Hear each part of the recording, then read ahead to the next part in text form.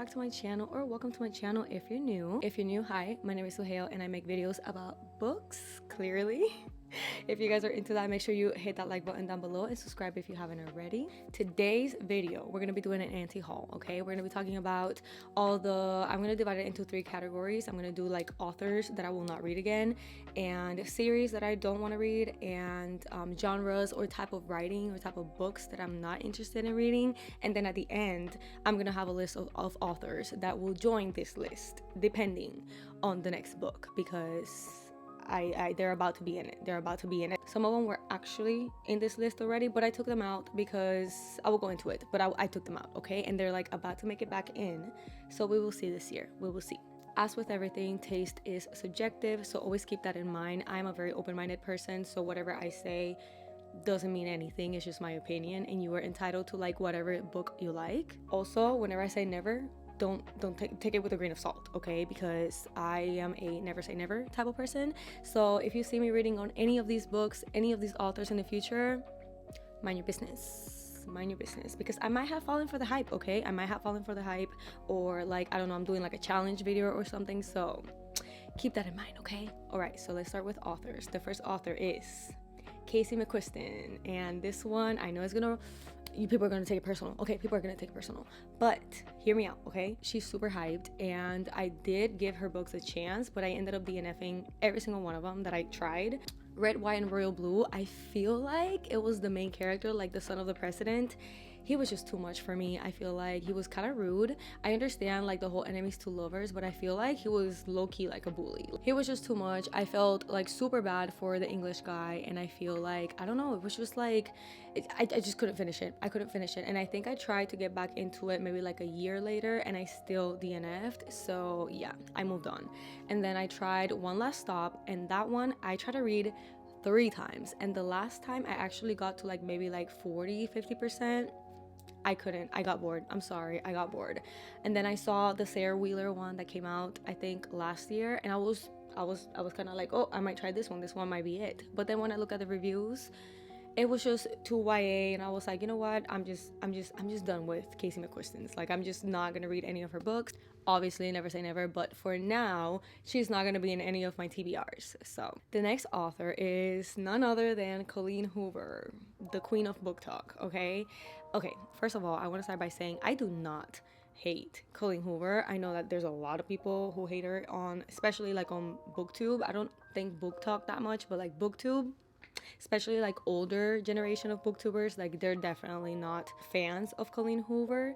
I feel like she is a great author to get into reading. I feel like her books are more like for people that are like transitioning from like always watching like TV series or movies. Like it's good at like grasping your attention and keeping you in the story, but I just feel like I have outgrown her stories. Like, it's not just like her cringy writing, because I feel like every single romance book has at least one cringy line, you know what I mean? Like, there's a lot of cringe in the romance, genre, but I do feel like I'm just over romance in general. I just don't picture myself reading any more of her books. I pre-ordered It Starts With Us, and I ended up like canceling it, or I think I returned it. Like, I ended up getting it, and then I never got into it. Like, I never had the motivation. I used to have like, oh, a new Colleen Hoover book is out, I'm gonna read it like ASAP, and I would.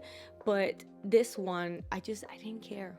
I didn't care for Atlas story. I didn't care. It's just like an extended epilogue kind of It Ends With Us, and honestly, I don't care. So that's when I was like, am I outgrowing Colleen Hoover? Because I used to be the one that like I will have to read every single one of her books, you know what I mean? So I feel like in 2022 I outgrew the romance genre. Not that I outgrew it, because I will still read it and I do enjoy it, but I feel like I prefer romance more like in fantasy books, or like, for example, like in Carrie Soto Is Back, there's a romance, but it's not like the main plot of the book.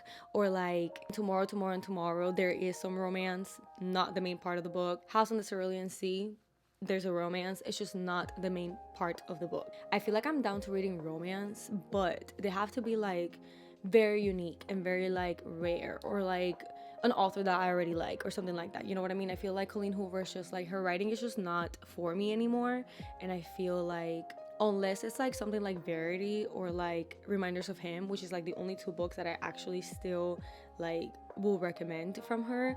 I feel like I will not read her books anymore. Next one is a little random, but I have Sally Thorne, and Sally Thorne is someone who this book actually got me back into reading back in 2018. I did see the movie, and I feel like the movie did the book justice. Not entirely, obviously, but enough for me to like enjoy it and be like, that wasn't that bad, you know what I mean? So she released this book, and I was obsessed with her. Like, her writing this book was like my whole personality for like a whole year. Joshua Templeman, that was my book boyfriend for like at least 2 years. I loved this book. This is what got me into like Enemies to Lovers. It was just like the best, okay? I was super into it, and this was a debut novel, so whenever I couldn't read any of her other books, obviously, so whenever she released the second one, I feel like I overhyped it in my head. It was 99% mine, and that one was not as good as this one, you know what I mean? So I was like, a little bit let down. And then I forgot like about her. I unfollowed her off of Instagram, whatever. I was just like, I unfollowed back in the day when I had Instagram. I used to follow and unfollow like accounts all the time, because I like to curate my feed to where like only things that I am super into, or like things that are good for my mental health. Like, I try to like basically like curate my feed anyways. So I unfollowed her, and then I forgot, like, I didn't realize that she released another book called Second First Impressions, and this one, it had potential, but I feel like the main character, she used to work and live in like a, how do you call that? Anyway, she was basically like surrounded by old people all the time, because she worked and lived in a home facility for older people. And she was an older person. She was like a 20-something-year-old who acted like a 90-year-old, who dressed like a 90-year-old, who like had like habits and saw life the way like older people do. Like, it was just too much for me. I couldn't. And then the main character, like, okay, no shade to people who still live with their parents or like depend on their parents, because in this economy, I see why, you know what I mean? But I feel like he was also immature. Like, I don't think money was the problem. I mean, I know money wasn't the problem, because he was the son of the owner of the home, you know what I mean? Like, money wasn't a problem. So like, to me, it's just like, the main character, like the male character, was not someone I'm into. The girl I couldn't even relate to, so like, it was just like not for me, okay? And then I saw that I was at Target, and she released Angelica something makes her match, her perfect match, or something like that. And I saw it at Target, and I was like, okay, Sally Thorne, like, this, I've never heard of this from you, so like, let me see it. When I saw the reviews online, like on Goodreads, all I had to see was one that said that she basically creates her perfect man, so like a Frankenstein type of thing, and she purposely made him like, I don't know, I have not read the book, but like, it says something along the lines of like, she made him with a big, and that was enough for me to be like, I don't want to read that. Like, I'm just like, okay, how do I explain this? If a man would have made a book about a man creating his perfect woman, and his perfect woman was what society makes us women think that is honestly like the only type of good looking woman, like, let's say like he creates like a woman with like big boobs, tiny waist, big ass, you know what I mean? Like, it's like, that's not reality. That's like that's what society is telling you that the perfect, woman looks like, but most of us don't look that way, you know what I mean? So like, I would have felt some type of way about it. So the fact that like she did it with a man, it's like, no, it's not the size of the boat, it's the motion of the ocean. And like, the fact that you're perpetuating that like every single woman likes a big boat, no, I don't like that. I don't like, it's a good thing to have, but it's not like necessary, and it's like just not something I want to read about. So like, once I saw that, I was like, yeah, I'm not reading any more of her books. I'm done with her. All right, let's get into genres, or like style of writing. So the first one we got is anything like 50 Shades of Grey, This Man, I think there's like Crossfire or something like that. Like, anything like that will include like a couple hating each other while at it. No, I am not okay. There's a difference between rough and like actually like hating each other and shit like that. You know what I mean? Like, I don't mind rough, but like the whole, you know what I mean, I'm not into that type of book. I used to be like a huge 50 Shades of Grey. Like I remember when the movie came out, I had a lot of like religious people in my Facebook, and they were like outraged, and I was like, yes, I'm gonna be there premiere day, you know what I mean? Like I was one of those, okay? But I feel like I read 50 Shades of Grey like maybe like 2011, no, like 2012, 2013 time frame. Then I read This Man. I read that one in Hawaii. So I read that one, I think 2016, 2017. And that's when I realized I'm not into this type of book anymore, because the guy was just annoying. It was just too controlling for my liking. You know what I mean? Like I don't like controlling partners. So that type of like BDSM type of like story, I don't know how it's called. I know there's probably like a genre for it, but like that type of romance, I'm never gonna do it. The next one is gonna be pretty quick, but like any type of paranormal romance, like any, like I think Layla by Colleen Hoover is like that. If the romance, unless it's like, what's his name, Jesse from Last Hours, I don't want to read about a romance with a ghost. I can't like, why? At least like if it's fantasy, we have hope at the end that he's gonna come to life, you know what I mean? But if it's not fantasy, then like, what is the purpose? Are you gonna be dating a ghost for the rest of your life? Okay, then we have college romance. And for this one, the only one that you're ever gonna see me, well, not ever, again, never say never, but this one is the only one that I am actively trying to read. Everything else, like, okay, I've said this before too in my channel, but like, I feel like as a almost 30-year-old, I'm just past that time.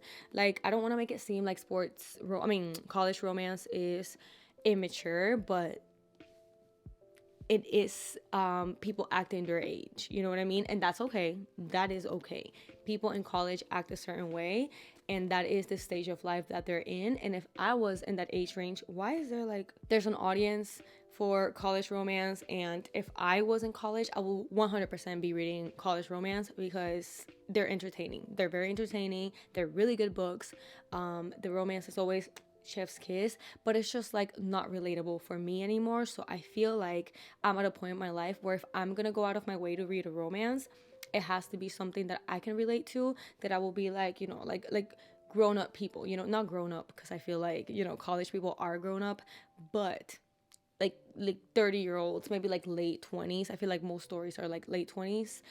Even like older people, like people that have been through divorce and they're like starting over and finding love again. Those type of romance is like what I'm looking for now, versus like this. This is the only one I'm willing to read, and only because I feel like we got to see their friend group as well, and I really like the characters, so I am interested in seeing their story, you know what I mean? But like, not because I want to see any type of like, I don't know, moments as them as a group, or like, I don't care about the group interaction or anything like that. I just want to see them find love, you know? Which if I didn't like the group interactions,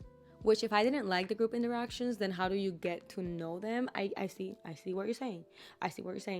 But this book was enough for me to like, I guess, get into the other characters and want to read about them. All right, then we have sci-fi with dinosaurs.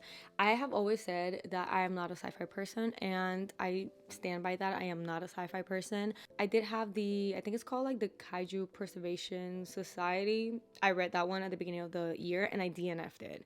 I was giving sci-fi a chance, was excited about the whole dinosaurs thing, because when I think about sci-fi, I always think about like space for some reason.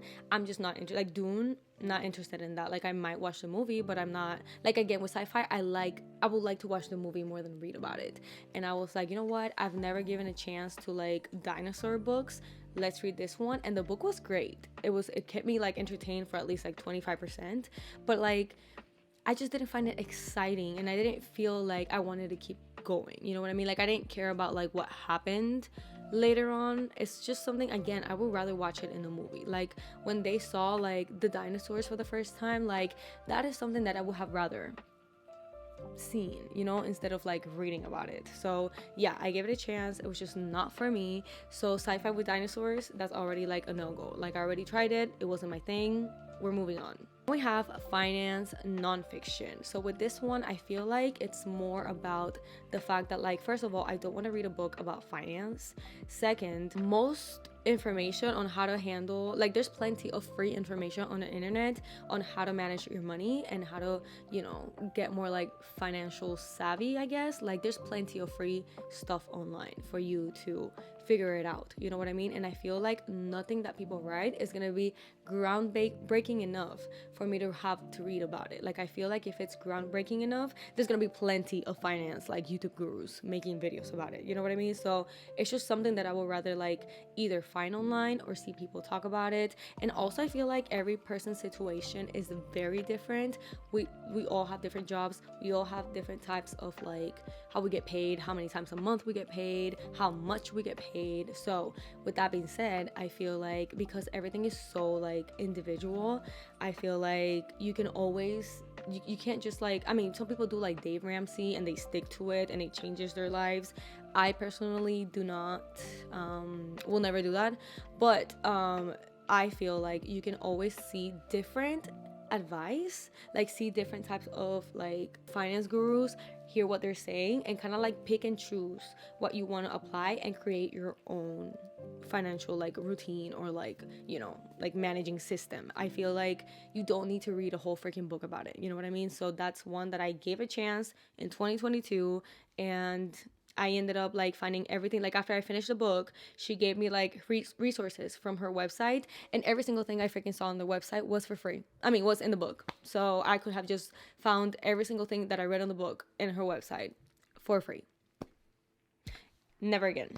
Okay, last genre, we have self-motivating or productivity nonfiction. Again, anything like Badass Habits, Badass, You're a Badass, the freaking MLM girl, I forgot her name, but, like, her, I will never read any of her books anyway, so there's that. But like an Atomic Habit, I mentioned this in another video, but I feel like with productivity and self-help, stuff like that, there's plenty of creators out there who read these books, like Matt D'Avella, freaking, like, all the productivity gurus. You know who I'm talking about. They make great videos, and they most of the time quote these books. You don't have to read these books to, like, get the information if you're already following these YouTubers, you know what I mean? So for, like, digital minimalism, for example, I had watched already a lot of I quit social media for I don't know how many days, and this is what I learned. So I saw all of those videos, and then some of them recommended the digital minimalism one. A lot of slow living YouTubers recommended the Essentialist or Essentialism book. So that's why I ended up reading them. But I was still trying to get that information from someone else, like, easier, like a YouTuber, you know what I mean? So anyways, long story short, I don't think I'm going to read any, like, productivity, habit making, like, books or anything like that. It's just something that I personally prefer to read online. Okay, so now we're going to be doing the 3 authors that will be joining this anti-haul list later on in this year, depending on the next read. We're gonna see if they keep up what I am not liking about their books, then they're gonna be like a no for me. Okay, so the first one will be Ali Hazelwood, and I feel like my thoughts about her are not uncommon. She writes the same story with different font. It's the same thing. Same, like, the main characters have the same personality. The male character always have the same personality too, and, like, the same, I don't know, I feel like it's the same thing, different font. And the only reason why I'm giving her another chance is because first of all, her next book cover is just beautiful. I'm a cover person, so I am sometimes, like, you know, reading a book because of the cover. So that's what made me, like, you know, consider it. But then earlier this year, I ended up listening to Five Below. Ooh, can you tell I'm a fan? Below Zero. And Below Zero, that one was good. It was really hot too, and it was very different. I feel like it didn't feel like I was listening to an Ali Hazelwood book. So that's why I feel like I might. I know that she released a YA one, and that one I'm for sure not gonna read. So yeah. Anyways, Ali Hazelwood is in that list. Then we have none other than Miss Emily Henry. And like, okay, I liked Beach Reads. It was okay. It was like a 4 stars. Then I read People We Meet on Vacation. And this one, like, I even tried to give the audiobook a go. And I did ended up finishing it because of the audiobook. But it was still a struggle. I really had to push through. And I was driving, I think like a 3-hour drive. So that's why I probably like pushed through. Because I was like, I have nothing else to do. I'm just might as well. You know what I mean? So that one was a struggle. I literally had to push myself like to finish it, okay? And then I was excited about Book Lovers because obviously, you know, stories about book people, I'm here for it.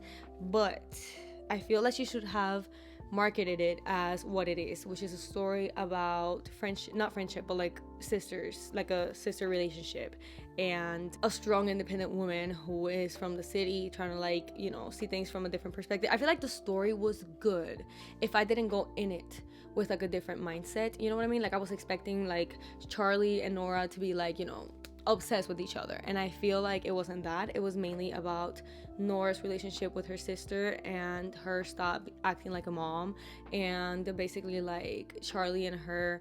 I mean, there was obviously like Charlie and her, but it wasn't, to me, it wasn't the main point of the book, which is what I was expecting and what I think most people were expecting. So I have seen a lot of people say that this book was great, and I feel like maybe if you're not like a, you know, like I feel like there's like a type of romance reader, like the people that like, you know, cliches and like tropes and like spice. If you're into that type of romance book, this is not it. But if you are into like, if you're like one of those people that mainly reads other genres and then you're dabbling into like romance and you don't love like spice, there is spice, I think, I don't know, don't quote me on that, but like, let's say there is spice, it's not enough for me to be like, ooh, I remember that spice scene, you know what I mean? So it's just like to each its own. Like I can see how people like her, but at the same time, it's just not for me. Now, her next book is about pretending to be in a relationship, and I love those stories.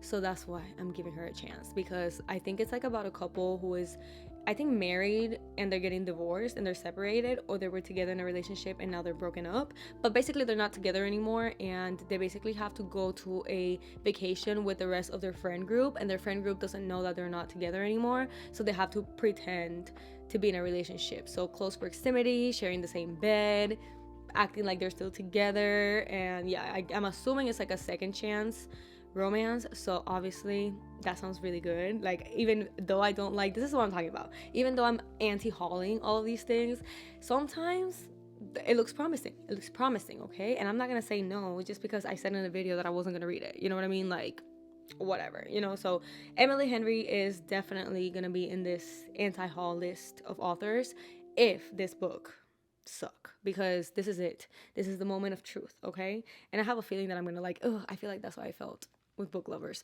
Anyways, I feel like I'm gonna like it. So all right, then we have Christina Lauren. Let's just say I started with these, okay? And these two, I think I started with these two. They were okay. Not my favorite, just like, you know, they were all right. Just regular romance, like 3-4 stars, okay? Then I read this one, and this is one of my favorite romances of all time. So obviously I was like, yes, I'm a Christina Lauren girl. And then I decided to read all of her books, and I feel like they have all been like this, you know what I mean? Like this one was a once in a lifetime. Actually, this one was pretty good as well. Like I feel like this, like, you know, like Ever Summer After, like the one that was super hyped on Book Talk, I still prefer this one. I feel like it's the same book, different font as well.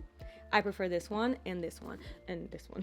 So with that being said, these are the only 2 books that I will ever recommend from her. I tried this one and it was all right. It was not that great. And then I DNF'd Something Wilder, because what the heck was that? That's all I'm gonna say. Next book is it. I'm either gonna DNF you for life, or we're just gonna keep going with the way we're going, because I don't think I can do it anymore, okay? So yeah, that's it for all the books, authors, and series that I will not be reading anymore. If you have different opinions or the same opinion, leave it down in the comments so that I can check it out. And if you enjoyed this video, hit that like button before you leave, subscribe if you haven't already, and I will see you in my next one.